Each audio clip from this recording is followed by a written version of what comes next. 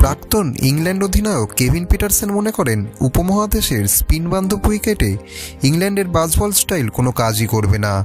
Bharat England সিরিজে তা আরও বেশি স্পষ্ট হয়েছে। দ্বিতীয় টি-20তে ভারতের স্পিনারদের বলেই ইংল্যান্ডের 6 ব্যাটসম্যান আউট হয়ে যায়। বরুণ চক্রবর্তী, অক্ষর প্যাটেল, ওয়াশিংটন সুন্দর এবং অভিষেক শর্মার বল সামলাতেই পারেননি ইংলিশ ব্যাটসম্যানরা।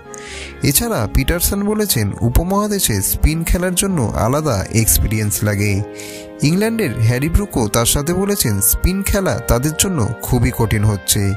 দ্বিতীয় ম্যাচে ভারতের তিলক বর্মার 72 রানের দারুণ ইনিংস দলকে জিতিয়েছে। ইংল্যান্ডের পেসাররা চাপ দিলেও তিলক কিন্তু ঠিক সময় মতো ম্যাচ বের করে নিয়েছিল।